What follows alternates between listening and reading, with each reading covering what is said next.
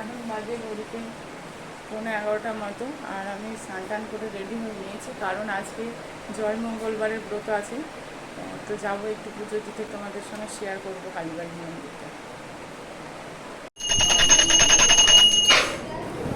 তো দেখো মন্দিরে চলে এসেছি, আর ঠাকুরমশাই পুজো করে নিচ্ছে।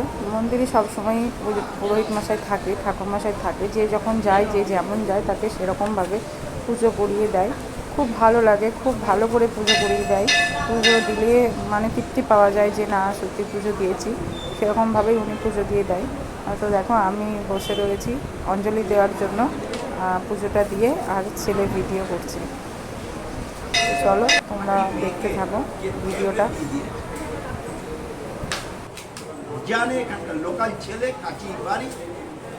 তো একটা লোকাল ছেলে মন্দিরের কাছাকাছি বাড়ি, উনি দুটো মিষ্টি নিয়ে এসেছিলেন। সেই মিষ্টিটা নাকি মায়ের খুব পছন্দের মিষ্টি, তাই ব্রাহ্মণ বলছিলেন ঠাকুরমশাই যে এটা মায়ের পছন্দের মিষ্টি, উনি জানে তাই নিয়ে এসছেন। তো ওই দাদাভাই তার মার অসুস্থতার কারণে পুজো দিতে এসছে। তাই ঠাকুরমশান ওই দাদাভাইকে বলছিল যে আমাকেও জ্যোতিষী বলেছে যে 100 বছর আয়ু, কিন্তু আমি তার 100 বছর পুজো করতে পারবো না। তা আমরা সবাই হেসে বলছিলাম যে আপনি তো সবসময় পুজো করেন, আপনাকে ঠাকুরমশাই মা ক্ষমতা দেবেন। তো এইসব কথা চলছিল, যে যার কারণ নিয়ে পুজো দিতে গেছে, কারোর দাদা অসুস্থ, কারোর মা অসুস্থ, মায়ের কাছে জানাতে গেছে যে মা যেন তাদেরকে সুস্থতা দেয় তাড়াতাড়ি। তারপরে আমরা চলে এসেছি, দেখো পুজো দেওয়া অঞ্জলি দেওয়া হয়ে গেছে।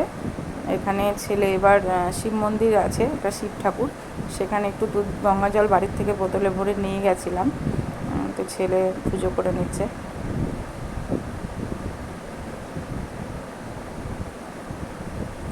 ও তো বাচ্চা মানুষ, অত জানে না, আর ও তো ঠিক মতো করে পারেও না। তো ও ওর মতো করে করছে, আমি একটু বলে বলে দিচ্ছিলাম সাইড থেকে যে বাবা এইভাবে দাও, আস্তে করে দাও যাতে না পড়ে যায়। ফুলগুলো দিচ্ছিল আর পড়ে যাচ্ছিল।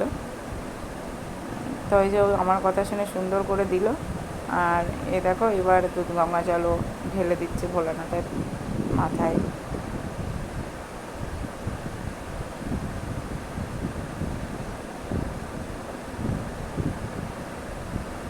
তারপরে আমি আবার বললাম একটু মামনাসার মাথাতে দিয়ে দাও, ও ওখানেও একটু দুধ গঙ্গা জল ঢেলে দিল। তারপরে খুব সুন্দর করে ভক্তি করে প্রণাম করলো।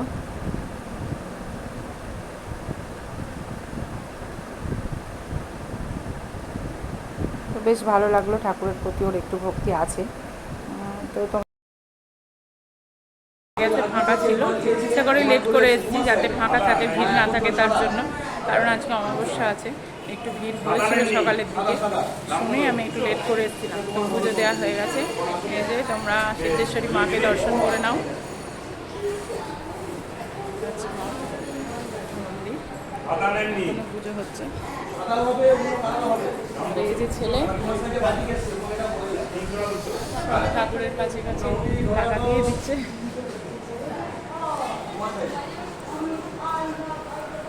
মাত্র বাড়ি চলে এসেছি, এবার ড্রেস চেঞ্জ করে ফ্রেশ হয়ে প্রসাদ খেয়ে কিছু খেয়ে নেবো, সকাল থেকে কিছু খাওয়া নেই। তো চলো তোমাদের সঙ্গে আবার পরে দেখা হবে। ভিডিওটা ভালো লাগলে লাইক কমেন্ট শেয়ার করে দিও।